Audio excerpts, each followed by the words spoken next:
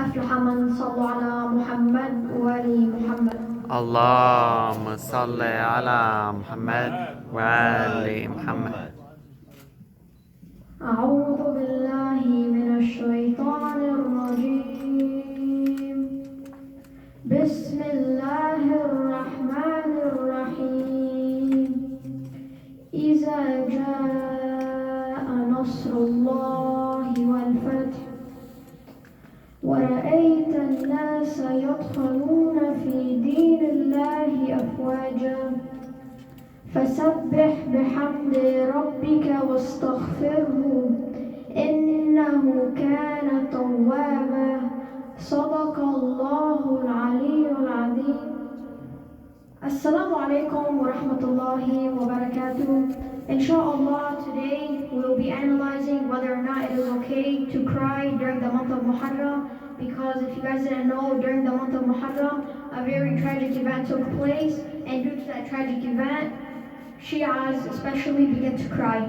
And the reason we are analyzing this is because the Sunni brothers believe it is not good to mourn for the dead, because Umar ibn al-Khattab, the Sunni Khalifa that stole the Khilafah from Imam Ali alayhi salam, when he used to kill someone and their family used to cry, he would either imprison them or he would kill them as well.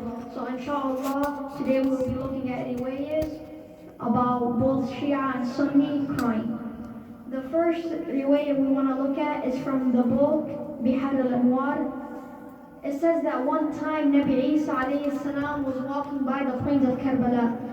When Nabi Isa alayhi salam was walking by Karbala, he began to cry. And when he began to cry, what happened? The companions behind him, they also began to cry. And they asked him, Nabi Isa, why are you crying? They were crying as well. They asked him, Nabi Isa, why are you crying? He said, because the grandson of Rasulullah Muhammad is going to stushid over here on this land named Karbala in a very tragic way. When they heard this, everybody that was around, even the companions, were also crying. Like I said, this is a Shia hadith. Shias are fine with mourning for the dead, especially in Muharram. Now let's go to a Sunni hadith. There's a Sunni scholar by the name of Ibn Asakir, and he says one time Rasulullah Muhammad was crying. So Amir al-Mu'mineen alayhi salam went into his house. When he went into al-Mustafa's house, he asked, Ya Rasulullah, why are you crying?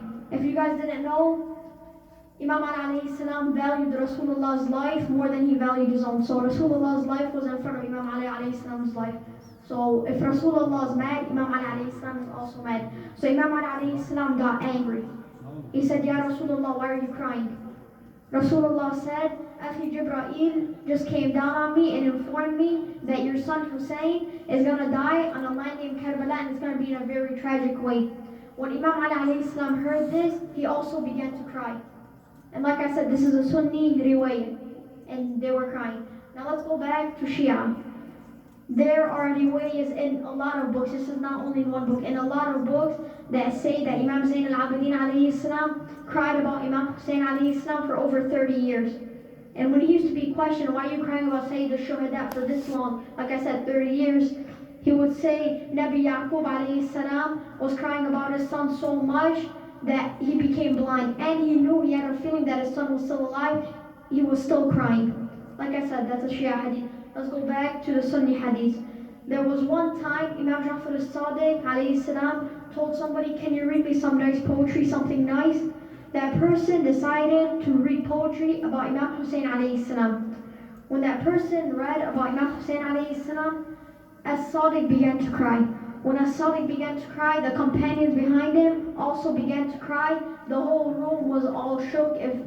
Felt like it was very sad, and they all began to cry.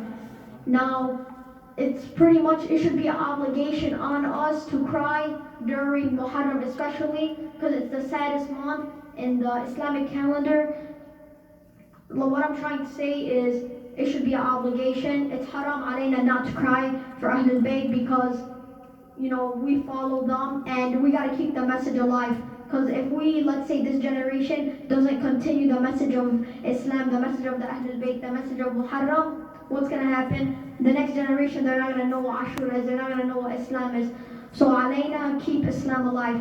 آخر دعوانا الحمد لله رب العالمين. السلام عليكم ورحمة الله وبركاته. اللهم صل على